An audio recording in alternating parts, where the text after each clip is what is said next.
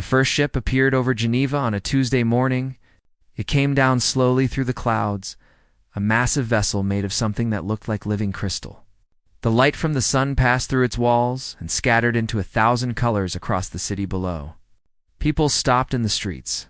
Cars pulled over. Children pointed at the sky while there. Parents stood frozen in disbelief.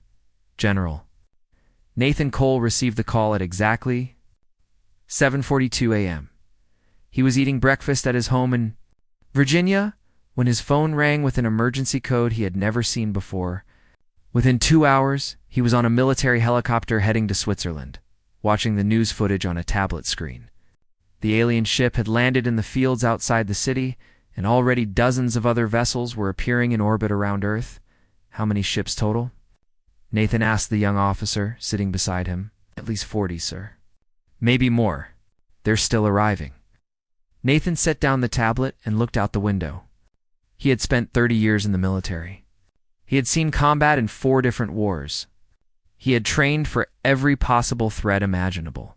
But nothing in his experience had prepared him for this moment. Humanity was no longer alone in the universe. Dr. Linda Morrison was already on the ground when Nathan arrived. She was a xenobiologist who had spent her entire career studying the possibility of alien life. Now that aliens had actually arrived, she looked more terrified than excited. Her hands shook as she showed Nathan the initial readings from the landed ship.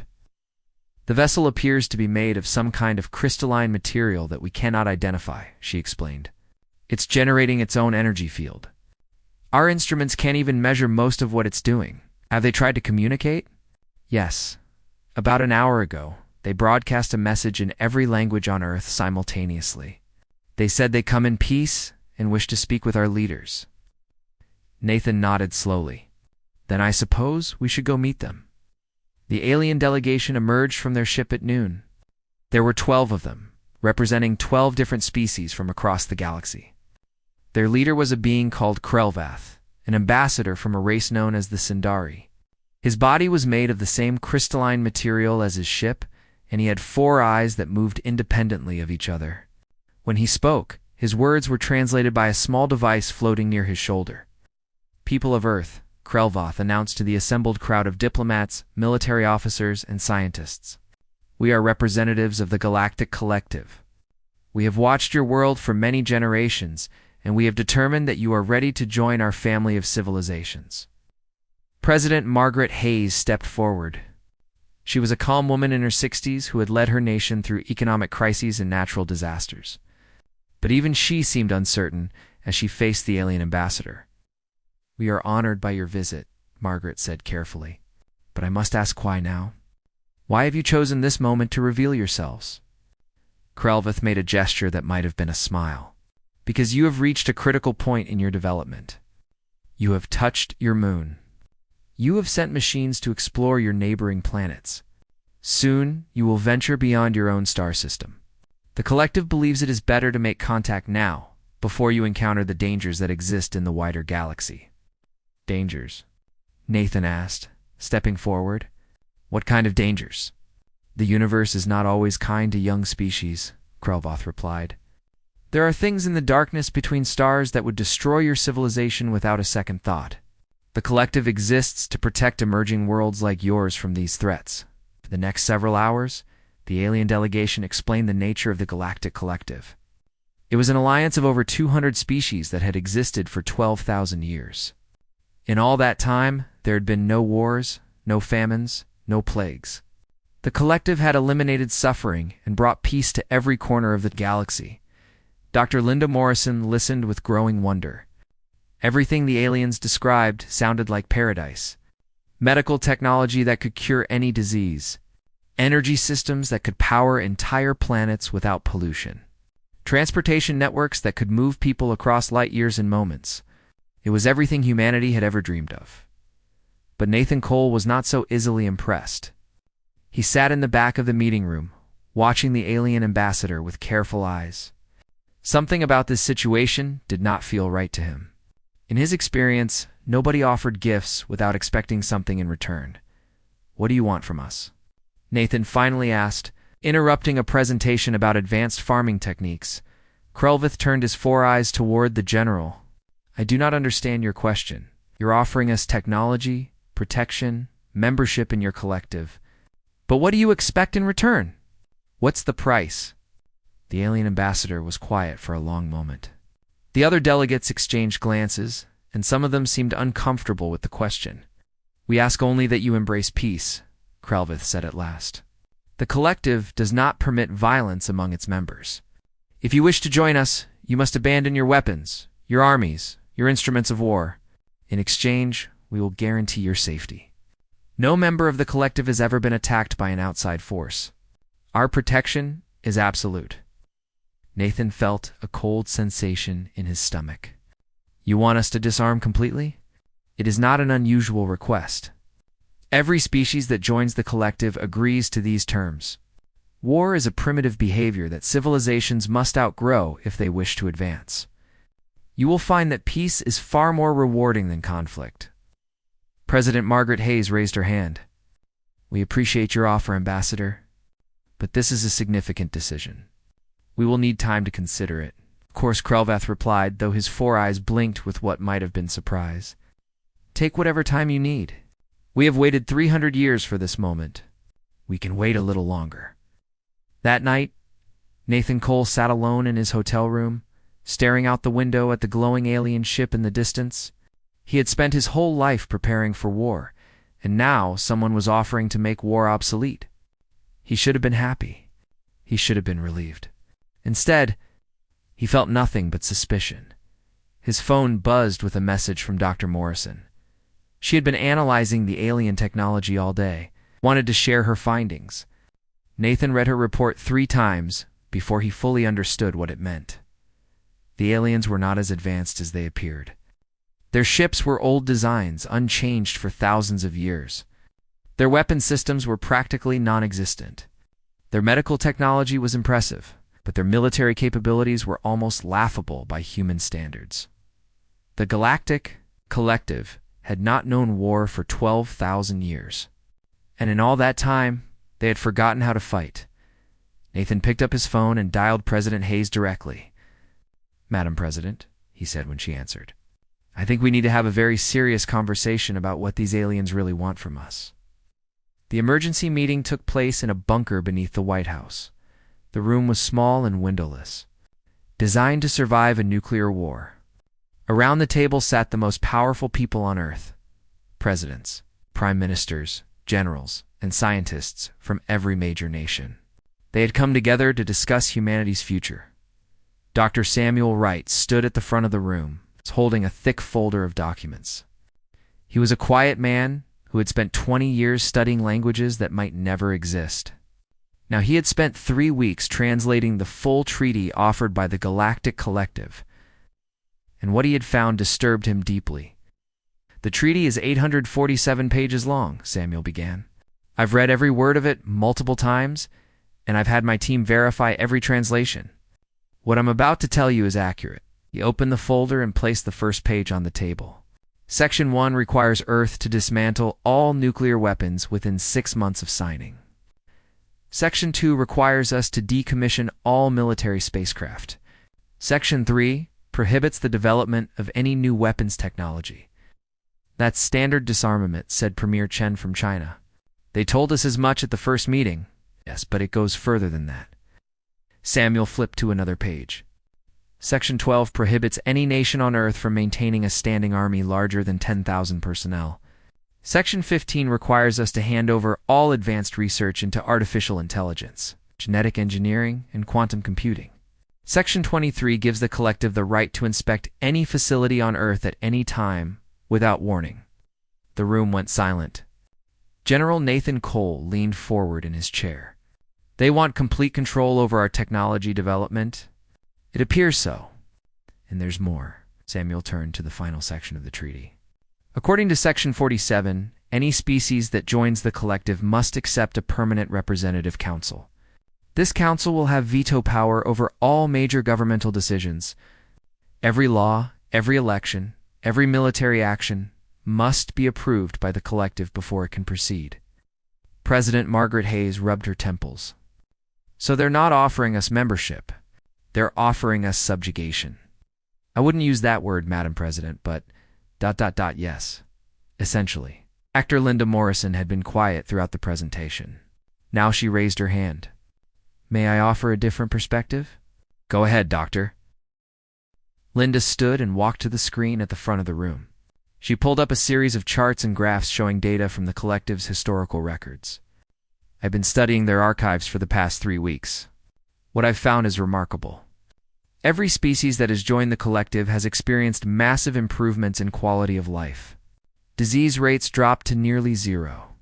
Poverty is eliminated. Lifespans increase by an average of 200%. War, famine, and suffering become things of the past. At what cost? Nathan asked. At the cost of their independence? Yes. But look at the results. The Sindari were a violent species when they joined the collective 8,000 years ago. They were on the verge of destroying themselves with biological weapons.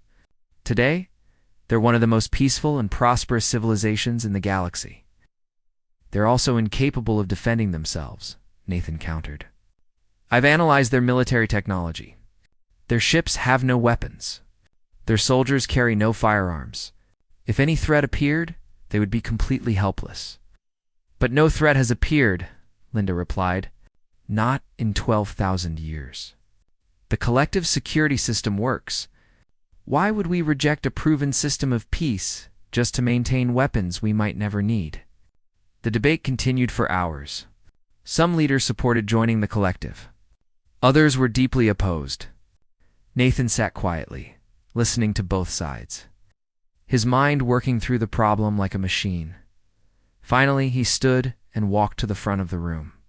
May I share something? He asked. President Hayes nodded. Go ahead, General. Nathan pulled up a new display on the screen. It showed a timeline of human history, marked with red dots representing major wars and conflicts. There were thousands of them, stretching back to the earliest recorded civilizations. Humanity has been fighting wars for 10,000 years, Nathan said. Every generation, we develop new weapons. Every century, we find new ways to kill each other. It's ugly. It's brutal. It's everything the collective wants us to give up. He paused, letting his words sink in. But it's also made us strong. He changed the display to show technical specifications of human military. Technology, compared to the collective's, our nuclear weapons, are more powerful than anything in the collective's arsenal. Our missiles are faster. Our soldiers are more experienced. In terms of pure military capability, humanity is already one of the most dangerous species in the galaxy. What's your point, General? Asked Premier Chen. My point is that the collective didn't come here to help us. They came here because they're afraid of us. Nathan turned to face the assembled leaders. Think about it. They've been watching us for 300 years. They've seen our world wars, our nuclear tests, our constant preparation for conflict. They know what we're capable of, and they know that if we continue developing on our own, we'll eventually become a threat they cannot control. Linda shook her head. You're suggesting they're trying to neutralize us? I'm suggesting they're trying to domesticate us. Every species in the collective was weaker than the Sindari when first contact occurred. The collective didn't protect them, absorb them before they could become dangerous. And now they want to do the same to us. The room fell silent again. Several leaders shifted uncomfortably in their seats. President Hayes spoke slowly. Even if you're right, General, what alternative do we have? We can't fight an interstellar empire. We don't have ships capable of leaving our own solar system. Actually, we do. Nathan changed the display again, revealing classified documents that made several people gasp. For the past 30 years, United States and several allied nations have been secretly developing faster-than-light technology. We've been building ships in hidden facilities on the Moon and Mars. We've been preparing for exactly this scenario. Why weren't we informed? Demanded the British Prime Minister. Because the project was considered too sensitive, too dangerous. We didn't know what we'd find when we reached the stars, so we wanted to be ready for anything. Nathan smiled grimly. Now we know what's out there, and I believe we're ready to meet it on our own terms. He turned off the display and faced the assembled leaders one final time. We have a choice. We can accept the collective's offer and become another peaceful, helpless species in their empire. Or we can show them something they've never seen before, a species that refuses to be tamed. The vote took place at midnight. It was not unanimous, but it was decisive. Humanity would not surrender. Ambassador Krelvath had waited patiently for 1 month. In all his centuries of diplomatic service, he had never encountered a species that took so long to accept the collective's generous offer. Every other civilization had signed the treaty within days, sometimes within hours. Humans, it seemed, were different. He stood in the Grand Hall of the United Nations building, surrounded by representatives from 17 different collective species. The Morith delegation hovered near the ceiling, their insect-like bodies buzzing softly. The Thelkai stood motionless in the corner, their silicon bodies glowing with internal light. The atmosphere was one of quiet confidence. Whatever humanity decided, the collective would remain strong. The human delegation arrived at precisely noon. General Nathan Cole led them, walking with the calm certainty of a man who had made an impossible decision and found peace with it. Behind him came President Margaret Hayes, Dr. Linda Morrison, and dozens of other officials from nations around the world. Krelvath noticed immediately that something had changed. The humans no longer looked uncertain or afraid. They walked like predators entering unfamiliar territory, alert, focused, and ready for anything. Ambassador Krelvath, Nathan said, stopping in front of the crystalline alien. Thank you for your patience. We've prepared our response to your treaty. Excellent, Krelvath replied, his 4 eyes brightening with anticipation. The collective is eager to welcome humanity into our family. I am confident you have made the wise choice. Nathan reached into his jacket and pulled out a single sheet of paper. It was much thinner than the 847-page treaty the collective had offered. Before I give you this, he said, I want you to understand something, of course. Please, speak freely. We've studied your collective very carefully over the past month. We've analyzed your technology, your history, your political structure. We've learned things that perhaps you didn't intend for us to learn. Grelvas's body flickered slightly, a sign of discomfort. What do you mean? I mean that we know the truth about your civilization. Nathan's voice was steady and cold. You haven't fought a war in 12,000 years. Your weapons technology hasn't advanced in millennia because you've had no reason to improve it. Your ships are designed for transport and exploration, not combat. Your soldiers have never seen real battle. The alien ambassador stood very still. Around him, the other collective representatives began to shift nervously. You came to Earth expecting to find a frightened species, Nathan continued. You expected us to be grateful for your protection, eager to give up our weapons in exchange for peace. But you made a mistake, Ambassador. You assumed we were like everyone else you've encountered. You are not. Krelvath asked, his voice careful. No, we are not. Nathan handed over the single sheet of paper. This is our counter-proposal. Krelvath took the document and read it. As his 4 eyes moved across the words, his crystalline body began to lose its color. He read it again, then a 3rd time, as if unable to believe what he was seeing. This is impossible, he finally said. What does it say? Asked one of the Morith delegates, buzzing down from the ceiling. Krelvath's voice trembled as he read aloud. Humanity proposes that the Galactic Collective accept our protection. You will provide us with complete access to your star charts, technology databases, and economic networks. In exchange, we will defend you against any threat, including threats you have forgotten how to face. The room erupted in chaos. The Morith began shrieking in their native language. The Thelkai flashed with angry light. Even the normally calm Sundari delegates were shouting at each other. This is an insult, Krelvath said when the noise had died down. You cannot seriously expect us to. We are completely serious, Nathan interrupted. Ambassador, you offered us a choice. Join your collective or remain alone and unprotected in a dangerous galaxy. We're offering you a similar choice.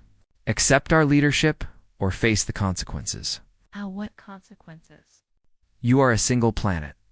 We represent 200 species across 10,000 worlds. You cannot threaten us. Nathan smiled, but there was no warmth in it. "Can't we?" He raised his hand and spoke into a small device on his wrist. "Admiral Dunn, you may proceed." For a moment, nothing happened. Then the windows of the United Nations building filled with light. Everyone rushed to look outside, and what they saw made even the most confident. Collective delegates fall silent. Ships were appearing in the sky above New York City. Human ships. Dozens of them, rising from hidden locations all over the planet. They were unlike anything the collective had ever seen. Aggressive. Covered in weapons that glowed with barely contained energy. "Those vessels have been hidden in underground facilities for the past decade," Nathan explained calmly. "They're equipped with fusion-based weapons capable of destroying any ship in your fleet. They're faster than anything you've built in the last 5,000 years, and there are hundreds more where they came from." Krelvoth watched the human ships rise into the sky, his crystalline body now completely colorless with shock. "How is this possible?" "We've been monitoring your technology development. We saw nothing like this, because we didn't want you to see it." Nathan stepped closer to the ambassador, his voice dropping to almost a whisper. "We've known about your observation probes for 30 years. We've been preparing for this meeting since before I was born. Every war we've fought, every weapon we've developed, every strategy we've perfected, it's all been leading to this moment. You planned this? All of this. Humanity plans for everything, Ambassador. It's how we've survived for so long." Nathan gestured at the human delegation behind him. "You see scientists and diplomats. We see soldiers who haven't been given weapons yet. Every human being on this planet is capable of violence. Every one of us has the instinct to fight, to survive, to win at any cost. It's in our blood. It's in our history. It's in our very nature." Krelvath looked at the document in his hand, then at the ships filling the sky, then at the cold determination in Nathan's eyes. For the first time in his long life, he understood what fear truly felt like. "The collective will never accept these terms," he said, but his voice lacked conviction. "Then the collective will learn a lesson that the galaxy has forgotten." Nathan turned to face all the alien delegates at once. "You've had peace for 12,000 years. You've grown soft, weak, complacent. You've forgotten that the universe is a violent place, that only the strong survive." He walked toward the door, then paused and looked back over his shoulder. "We're going to remind you." The human delegation left the building without another word. Behind them, the collective representatives stood in stunned silence, watching humanity's ships darken the sky like a storm that would never end. The collective's orbital station hung above Earth like a crown of silver and crystal. Ambassador Krelvoth stood at the observation window, watching the blue planet rotate slowly beneath him. He had already sent his report to the Collective Council, and the response had been exactly what he expected. Humanity's counter-proposal was rejected. The idea that a single primitive species could threaten 200 civilizations was laughable. But Krelvath was not laughing. He had looked into General Nathan Cole's eyes. He had seen something there that he had never encountered in any other species, a willingness to do terrible things. Combined with the absolute certainty that those things were necessary, it had shaken him in ways he could not explain to his superiors. "Ambassador, we are receiving a transmission from the human flagship." Krelvath turned to face his communication officer. "What do they want?" "They are demanding that we withdraw from Earth's orbital space. They say, we have 1 hour to comply." For a moment, Krelvath considered refusing. The collective had 43 ships in orbit, including several large transport vessels and the ambassador's own diplomatic cruiser. The humans had perhaps 60 vessels of their own, scattered throughout the nearby space. On paper, the numbers seemed almost equal, but numbers were not everything. Krelvath had studied the scans of the human ships, and what he saw worried him. Their vessels were smaller than collective ships, but they were covered in weapons. Every surface bristled with missile tubes, energy projectors, and devices that the collective's scientists could not even identify. These were machines built for one purpose only: destruction. "Tell them we will not comply," Krelvath said finally. "We have as much right to be here as they do." The communication officer nodded and relayed the message. For several minutes, there was no response. Then the human fleet began to move. Admiral Patricia Dunn sat in the command chair of the flagship Defiance, watching the tactical display with calm focus. She was 62 years old and had spent her entire adult life in the military. She had commanded submarines, aircraft carriers, and orbital defense platforms. Now, she commanded humanity's first interstellar battle fleet. "All ships report ready, Admiral," said Commander Kyle Peters. "Her second in command." "Good. Lock weapons on the nearest collective vessel." "Which one?" Patricia pointed at the display. "That one. The escort ship on the far left. It's the smallest and least important. We want to send a message, not start a massacre." Kyle hesitated. "Admiral, if we fire on them, there's no going back. This will be the first shot in an interstellar war." "I know." Patricia's voice was steady. "General Cole was very clear about our orders. We are to demonstrate humanity's capabilities in a way that cannot be misunderstood. One ship. One shot. Then we wait." "Yes, Admiral." The Defiance's main weapon was something the engineers called a concentrated fusion lance. It took the same reaction that powered hydrogen bombs and focused it into a beam of pure destructive energy. The weapon had never been tested on a real target before. Today, that would change. "Target locked," Kyle reported. "Fire." The beam struck the collective escort ship amidships. For a fraction of a second, the vessel's hull glowed white-hot. Then it simply vanished. There was no explosion, no debris field, no wreckage tumbling through space. The ship, and everyone aboard, simply ceased to exist, converted into energy, and scattered across the void. Krelvoth watched from his observation window as one of his escort ships disappeared. His crystalline body went completely dark with shock. Around him, his crew members were screaming in terror, their voices blending into a chorus of pure panic. The communication channel crackled to life. "Ambassador Krelvoth," Admiral Dunn's voice said calmly, "you now have 59 minutes to withdraw. Do not test us again." The collective fleet retreated in 47 minutes. Back on Earth, Dr. Linda Morrison stood in the military command center, watching the orbital sensors track the alien ships as they fled toward the outer solar system. She felt sick to her stomach. 137 beings had been aboard that escort ship. All of them were now dead, killed in an instant by human weapons. General Nathan Cole stood beside her, his face showing no emotion. "It had to be done," he said quietly. "Did it? We could have negotiated. We could have found a compromise." "There was no compromise possible, Doctor. The collective wanted us to surrender. We refused. Now they understand that we're serious." "They'll come back," Linda said. "They'll bring more ships. They'll bring their entire fleet. Yes, they will."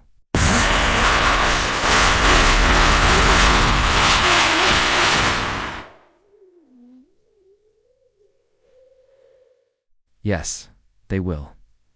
Nathan turned to face her directly. "And when they do, we'll be ready." "Okay, how can you be so calm about this? We just killed over 100 sentient beings. We just started a war with an empire that spans the galaxy." Nathan was quiet for a long moment. When he spoke again, his voice was softer than Linda had ever heard it. "Do you know why I joined the military, Doctor?" "No, because I wanted to protect people. I wanted to make sure that the things I love, my family, my country, my species would survive no matter what. That's what soldiers do. We take on the burden of violence so that others don't have to." He looked back at the display showing the retreating collective fleet. Those aliens wanted to take away our ability to defend ourselves. They wanted to make us helpless, dependent on their protection. And in exchange, we would have given up everything that makes us human, our independence, our freedom, our right to determine our own future. So you chose war instead? I chose survival. Nathan met her eyes steadily. "The galaxy is a dangerous place, Doctor. The collective has forgotten that because they've been safe for so long. But we haven't forgotten. We remember what it's like to fight for existence. And we're going to show the rest of the universe that humanity is not prey." Linda looked at the display one more time. The alien ships were almost gone now, fleeing at maximum speed toward the safety of deep space. In their wake, they left nothing but empty space and the memory of a vessel that had been erased from existence. "What happens now?" she asked. "Now we prepare." Nathan turned and walked toward the door. "The collective will gather their forces and return with everything they have. They'll expect us to be afraid. They'll expect us to negotiate.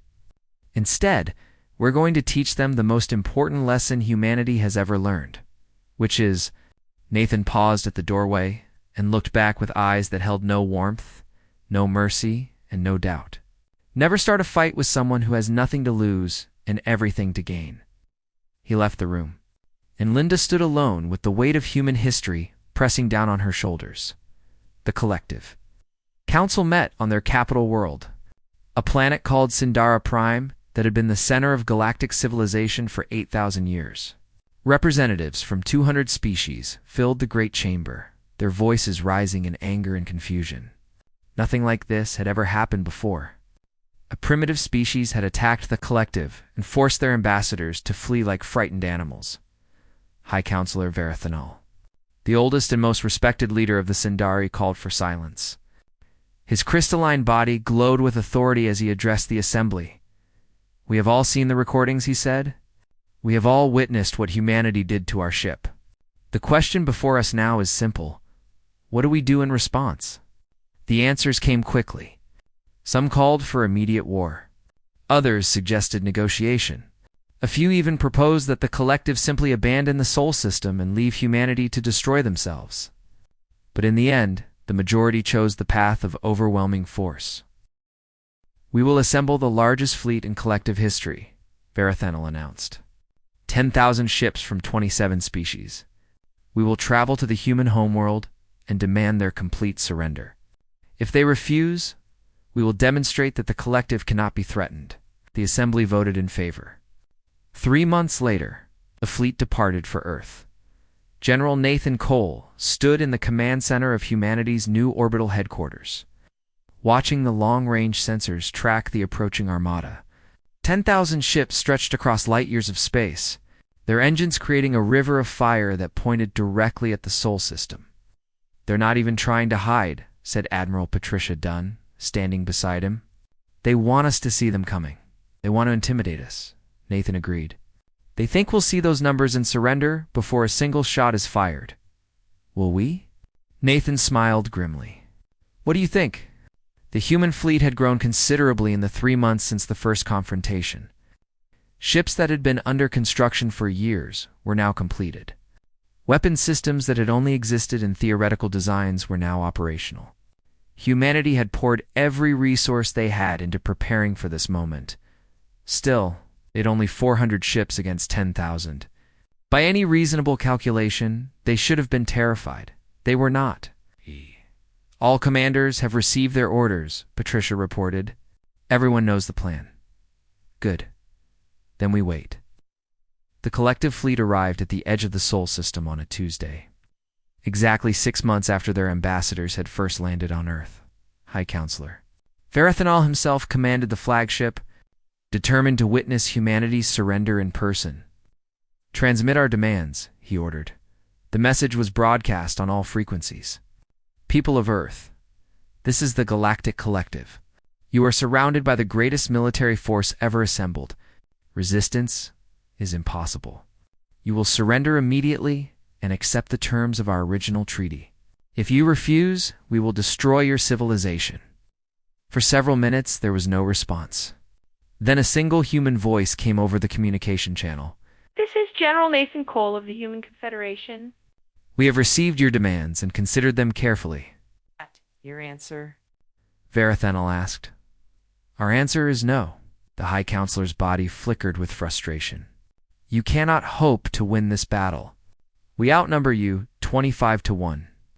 Your destruction is certain," perhaps Nathan replied, "but we're going to make you earn it." The battle began at midnight, Earth time. The collective fleet advanced in a massive formation, their ships spread across millions of kilometers of space. They expected the humans to retreat, to fall back toward their homeworld, to fight a desperate defensive action. Instead, the human fleet attacked. 400 ships dove into the heart of the collective armada like wolves into a flock of sheep. They moved in ways that the collective commanders had never seen before, weaving between enemy vessels, using asteroid fields as cover, appearing and disappearing with impossible speed. The human weapons were devastating. Fusion lances cut through collective ships like knives through paper. Nuclear missiles detonated in the middle of enemy formations, creating waves of destruction that spread for thousands of kilometers. Electronic warfare systems jammed collective communications and sensors, turning the massive fleet into a confused mob of individual vessels that could not coordinate their actions. Dr. Linda Morrison watched the battle from Earth, her eyes fixed on the tactical display that covered one entire wall of the command center. Red dots representing collective ships were disappearing at an incredible rate. Green dots representing human vessels were moving so fast that she could barely track them. How was this possible? She whispered to no one in particular. General Nathan Cole heard her question and answered without looking away from the display. The collective hasn't fought a real war in 12,000 years. Their tactics are ancient. Their commanders have no combat experience. Their ships are designed for transport, not battle. But they outnumber us. ... Numbers don't win wars, Doctor. Training wins wars. Technology wins wars. And most importantly, the willingness to do whatever it takes to survive wins wars. Nathan pointed at a cluster of green dots on the display. Those human pilots have been training for this moment their entire lives. They've studied every form of warfare in human history. They've practiced against the most advanced combat simulations ever created, and they know that if they fail, everything they love will be destroyed. And the collective doesn't have that motivation. The collective has been safe for so long that they've forgotten what danger feels like. They thought this would be easy. They thought we would surrender. They were wrong. The battle lasted 18 hours. When it was over, 6,000 collective ships had been destroyed. The human losses numbered 40-3. High Counselor Verithenel was captured aboard his damaged flagship and brought to Earth in chains. He was taken to the same United Nations building where the first negotiations had taken place. And there he faced General Nathan Cole one final time. How? The High Counselor asked, his crystalline body dim with exhaustion and despair. We had everything. Numbers. Experience. The weight of 12,000 years. How could you possibly have one? Nathan sat down across from the defeated alien leader. You want to know our secret? Yes, it's simple, really. You had peace. We had practice. Nathan leaned forward, his eyes cold and steady. Every generation of humanity has fought a war. Every century, we've developed new ways to kill each other. We've been perfecting the art of destruction since before your species learned to walk upright. You thought that made us primitive? You were wrong. It made us the most dangerous species in the galaxy. Verithenel was silent for a long moment. What happens now? Now you have a choice. The same choice you gave us, in fact. Nathan placed a single sheet of paper on the table between them. Accept our protection and join the Human Confederation. We will defend you against any threat. We will share our technology and our strength. And in exchange, you will recognize humanity's leadership in galactic affairs. And if we refuse? Nathan smiled, and there was no kindness in it. Then we continue expanding. We continue conquering. We continue doing what humans have always done when faced with an obstacle. We overcome it, destroy it, or absorb it. The choice is yours, High Counselor, but I suggest you choose wisely. The treaty was signed 1 week later. The Galactic Collective 200 species, 10,000 worlds. 12,000 years of history became a protectorate of the Human Confederation and humanity. Finally unleashed upon the stars, looked out at the infinite darkness, and saw not fear, but opportunity. 50 years later, Ambassador Krelvath published his memoirs. They were translated into every language in the Confederation and read by billions of beings across the galaxy. One passage became particularly famous. We came to Earth expecting to find frightened children who needed our guidance and protection. Instead, we found wolves who had been sharpening their teeth for 10,000 years, waiting for someone to open the door to the wider universe. Our greatest mistake was not in making contact with humanity. It was in assuming that they wanted peace. They didn't want peace. They wanted the stars. And now, for better or worse, they have them. The book was banned by the Human Confederation within days of its publication. Some truths, they decided, were too dangerous to share. But everyone who read it understood what Krelvoth had learned, that humanity had never been prey, had never been weak, had never been the helpless species the collective had assumed them to be. They had been predators all along, waiting patiently for their moment to strike, and now that moment had come, the galaxy would never be the same again.